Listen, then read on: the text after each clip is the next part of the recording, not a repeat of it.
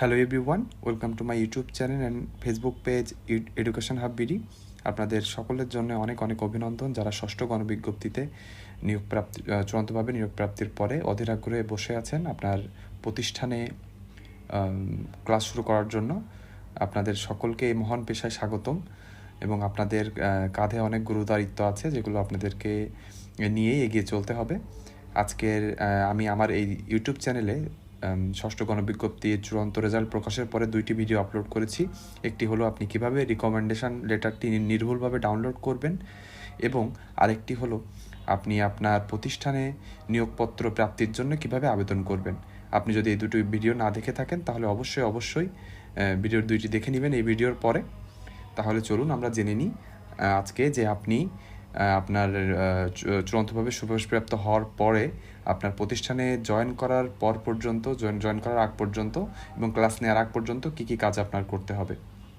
এই ভিডিওর ভিতরে 2টি ইম্পর্টেন্ট কথা আপনাদেরকে জানিয়ে দিব, যেটি জানতে হলে আপনার এই ভিডিও শেষ পর্যন্ত থাকতে হবে। আর আমার এই ভিডিওটি যদি আপনার ভালো লেগে থাকে তাহলে অবশ্যই আমার চ্যানেলটি এই ভিডিওতে লাইক করে দিবেন। এবং আপনারা সকলে জানেন আপনাদের কাজ কেবল শুরু হলো, শিক্ষা প্রতিষ্ঠানের জার্নি কেবল শুরু হলো। এখন থেকে এমপিওভুক্তর আগ পর্যন্ত অনেক অনেক ধাপ আছে যেগুলো নির্ভুলভাবে অতিক্রম করার জন্য আপনাদের এই একটা ইউটিউব চ্যানেলে যথেষ্ট। যে ইউটিউব চ্যানেলটি আপনি সাবস্ক্রাইব করে রাখলে আপনার সব ভিডিও সিকোয়েন্স ওয়াইজ আপনার কাছে চলে যাবে। আপনি কিভাবে অতি সহজে এমপিওভুক্তর কাজটি খুব সহজে করতে পারবেন নির্ভুলভাবে, সেটি আমি সব হাতে কলমে শিখিয়ে দিব। তাহলে আজকের ভিডিওটি শুরু করি, দেরি না করে চলুন আমরা জেনে নিই আপনি চূড়ান্ত সুপারিশপ্রাপ্ত হওয়ার পরে প্রতিষ্ঠানে যোগদান করার আগ পর্যন্ত আপনার কী কী কাজ আছে এবং সেগুলো কিভাবে করবেন। আমরা মেন ভিডিওতে চলে এসেছি। এখন আমরা জানবো যে আমাদের ষষ্ঠ গণবিজ্ঞপ্তিতে যারা চূড়ান্তভাবে সুপারিশপ্রাপ্ত হয়েছেন তাদের করণীয় কী কী। প্রাথমিক তথ্য কিছু দিয়ে রাখি। আপনারা সকলে জানেন আপনারা ষষ্ঠ গণবিজ্ঞপ্তিতে চূড়ান্তভাবে 41,627 জন প্রার্থী সুপারিশপ্রাপ্ত হয়েছেন। আপনাদের সকলকে 18 সেপ্টেম্বর 2025-এর মধ্যে আপনাদের স্ব প্রতিষ্ঠানে আবেদনের মাধ্যমে যোগদান করতে হবে। আপনারা যেদিন আপনাদের আবেদনের প্রেক্ষিতে যেদিন আপনাদের প্রতিষ্ঠান প্রধান আপনাদেরকে নিয়োগপত্র দিবেন তার 7 কর্মদিবসের ভিতরে আপনাদেরকে যোগদান করতে হবে। এটি গেল প্রাথমিক তথ্য। তাহলে আমরা চলে আসি আপনাদের এখন করণীয় কী। রেকমেন্ডেশন লেটার বা সুপারিশপত্র ডাউনলোড করুন, সেটির ভিডিও আমি আমার চ্যানেলে দিয়ে দিয়েছি। এটি দেখে নেবেন কীভাবে ডাউনলোড করতে হয় এবং সংরক্ষণ করে নিজের কাছে রাখবেন। আরেকটি হলো একটি নিয়োগের আবেদনপত্র তৈরি করুন, এটিও আমার ভিডিওতে দেওয়া আছে। আপনারা চাইলে আমার আগে 2টি ভিডিও দেখে নেবেন। দেখে নিয়ে এই 2টা ভিডিও নিয়ে আপনি আপনার কাছে রাখবেন নিয়োগপত্র এবং আপনার রিকমেন্ডেশন লেটার। তারপরে আমরা চলে আসবো কী আমার ওই রেকমেন্ডেশন লেটার এবং পরে আর নিয়োগপত্রের জন্য যে আবেদনপত্র আমি আপনাদেরকে করানো দেখিয়েছি সেখানে এই 6টি বিষয়ের ইনফরমেশন দেওয়া আছে। আপনারা সব ওখান থেকে দেখে নেবেন। আপনাদের কাজ শুরু হবে 4 নম্বর পয়েন্ট থেকে, যে আপনার এই সকল ডকুমেন্ট সহ আপনার নিয়োগপত্রের আবেদন সব কিছু আপনি আপনার প্রতিষ্ঠান প্রধানের কাছে জমা দিবেন। 5 নম্বর অপশানে আছে প্রতিষ্ঠান থেকে নিয়োগপত্র পাওয়ার পরে। আপনি যখন প্রতিষ্ঠান প্রধান আপনাকে নিয়োগপত্র দিবে তখন আপনি যে আপনার প্রতিষ্ঠানে যোগদান করছেন তার জন্য একটি আবেদনপত্র লিখবেন এবং এই নিয়োগপত্র এবং আপনার এই যোগদানপত্র 2টেই আপনার প্রতিষ্ঠান প্রধানের কাছে জমা দিবেন।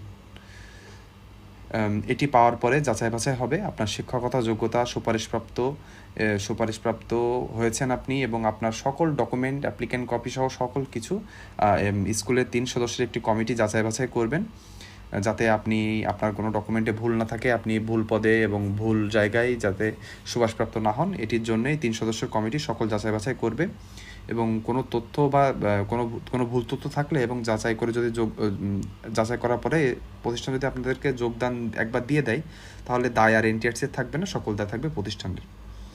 এখন প্রতিষ্ঠান প্রধানের করণীয়, এইটাই হলো সবথেকে ইম্পর্টেন্ট। আপনি যখন যোগদান করবেন আপনার প্রতিষ্ঠানে তার পরবর্তী 7 কর্মদিবসের ভিতরে আপনাদের প্রতিষ্ঠান প্রধান টেলিটকের ওয়েবসাইটে গিয়ে একটি অপশান থাকবে যে আপনার নাম থাকবে, আপনার সকল ইনফরমেশন দিয়ে ওখানে লেখা থাকবে যে এই শিক্ষক কি আপনাদের প্রতিষ্ঠানে যোগদান করেছেন। সেখানে অবশ্যই আপনার প্রতিষ্ঠান প্রধানকে ইয়েস অপশানে ক্লিক করে দিতে হবে। এটি যদি না করেন তাহলে দেখা যাবে আপনার প্রতিষ্ঠান প্রধানও ঝামেলার ভিতরে পড়বে এবং আপনিও ঝামেলার ভিতরে পড়ে যাবেন। এই জন্যে আপনি যেদিন থেকে যোগদান করেছেন সেই দিনই চেষ্টা করবেন যে আপনার প্রতিষ্ঠান প্রধানকে জানানো এবং তিনি যেন টেলিটকের ওয়েবসাইটে গিয়ে ইয়েস অপশানটি চালু করে আসেন।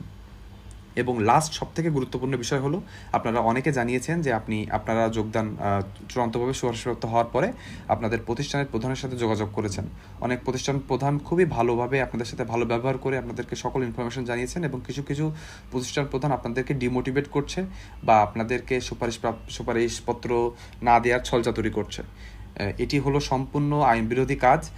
যেহেতু আপনি এনটিআরসির মাধ্যমে নিয়োগপ্রাপ্ত হয়েছেন, আপনাদেরকে অবশ্যই শিক্ষা প্রদান আপনাদেরকে নিয়োগ দিতে বাধ্য।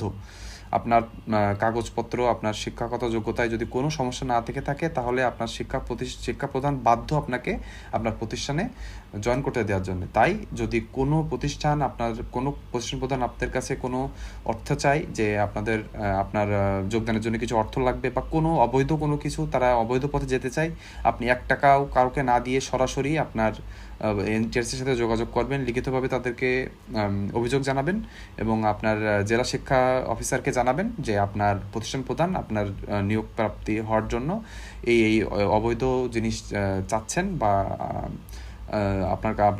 আপনারে হ্যারাস করছেন। এগুলো জানাইলেই এনটিআরসি থেকে কড়া নির্দেশ আছে যে এমন যদি কোনো শিক্ষক বা প্রতিষ্ঠান প্রদান করে থাকেন, তার এমপিও বেতন বাতিল হয়ে যাবে। তাই আপনারা কেউ কোনো ভয় পাবেন না। আপনারা খুব ভালোভাবে আপনাদের শিক্ষকতার পেশার, এই মহান পেশার জার্নি শুরু করুন। আপনাদের যে কোনো অসুবিধায় আমি আপনাদের পাশে আছি, এবং আপনাদের সকলকে আবার অভিনন্দন। মিষ্টি খাওয়ার জন্য ওয়েট করে আছি, যার সাথে দেখা হবে, যে কোনো টিচারদের সাথে দেখা হলে একসাথে চা মিষ্টি খাওয়া হবে। আজকে এই পর্যন্তই। আমার এই ভিডিওটি ভালো লেগে থাকলে আমার ভিডিওতে একটি লাইক এবং আমার চ্যানেলটি আবার সাবস্ক্রাইব করে দিতে বলবো। সবাই সাবস্ক্রাইব করবেন। আজকের ভিডিওটি এই পর্যন্ত। সবাই ভালো থাকবেন। ধন্যবাদ।